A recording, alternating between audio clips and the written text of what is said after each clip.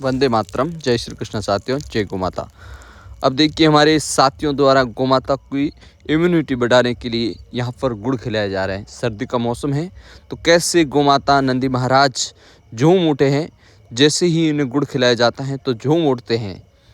तो हर हफ्ते में 1-2 बार जो हमारी गौशाला में दानदाताओं की तरफ से गौशाला में लापसी, कभी गुड़, इनके लिए कई तरह के पौष्टिक आहार के रूप में आया जाता है जो इन्हें खिलाया जाता है समय समय पर, ताकि ये सर्दी में जो बारिश होती है इस मौसम में हमारे पास टिन शेड नहीं है तो इन्हें इम्यूनिटी बरकरार रहे, इनका शरीर स्वस्थ रहे, इसलिए इन्हें हर समय इनका पूरा ख्याल रखा जाता है हमारी टीम के द्वारा।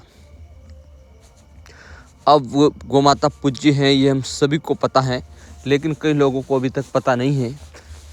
गौ माता की कृपा और इनकी महिमा बहुत ही अद्भुत हैं। हमने ऐसी कहानियाँ हमारे पूर्वजों से सुनी है, दादाजी से, और ऋषि मुनियों ने भी द्वारा भी सुनी गई हैं, जो गौ माता की सेवा की गई है। तो गौ माता की कृपा इतनी महान है कि जो भी गौ माता की सच्चे मन से पूजा करता है, सेवा करता है, इन्हें चारा खिलाता है, पानी पिलाता है, गुड़ खिलाता है, या गौशाला में जाता है, इनका दर्शन करता है। इनके तो दर्शन ही दुर्लभ हैं। इनकी तो दर्शन से ही हम कहीं भी जाते हैं तो हमारे सारे मनोकामना पूर्ण हो जाती है, दर्शन मात्र से। इतनी बड़ी महिमा है गोवंश की, जो आने वाले समय में अब लोग दिखावे में बहुत चल रहे हैं, जो गाड़ों में, घोड़ों में, बंगलों में पैसे खर्च कर रहे हैं, लेकिन अपने पूज्य गौ माता जो भटक रही हैं वर्तमान समय में, उनके ऊपर लोगों का ध्यान नहीं आ रहा है। तो ये हमारी सबसे बड़ी गलती है कि हमारी पूज्य गौ माता की ये हाल है हमारे देश में। हमारे राष्ट्र में भगवान स्वयं रामचंद्र जी ने, द्वारकाधीश श्री कृष्ण भगवान ने अवतार लिया है। उसी धरती पर हमें भी मनुष्य जीवन मिला है। ये बहुत ही बड़ी बात है साथियों, ये छोटी मोटी बातें नहीं है। मनुष्य जन्म बहुत ही दुर्लभ है। 84 लाख योनियों में मनुष्य जन्म मिला है, हमने कुछ अच्छे कर्म किए हैं। तो अब हम वापस ऐसे कर्म क्यों करें कि ये मनुष्य जीवन मिला हमें, तो हम अपने भविष्य के लिए, आगे अपनी मुक्ति के लिए कोई ऐसा कार्य करें।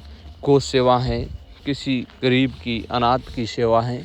ऐसे बहुत सारे धार्मिक हैं जो भागवत गीता के अंदर हमारे पूरा जीवन का चार दिया गया है कि हमें मानव जीवन मिला है, किस तरह से हमें जीना चाहिए, इन गोवंश की सेवा करनी चाहिए, दान कहाँ देना चाहिए, दान भी हर जगह नहीं देना चाहिए। तो उनकी पूरी महिमा है भागवत गीता में, बहुत ही अच्छी तरह समझाया गया है जीवन के बारे में कि हमें जीवन क्यों मिला है, मनुष्य जीवन, और हम ऐसे ही गंवा रहे हैं। तो हम सबको एक नियम बनाना है कि हर सुबह शाम कम से कम सनातनी समय निकालकर भागवत गीता का अध्ययन करें। 1 श्लोक ही करें कम से कम, ज़्यादा आपके पास समय नहीं है, 2 श्लोक ज़्यादा समय है तो 3 श्लोक, लेकिन 1 श्लोक का आप नियम बना लीजिए।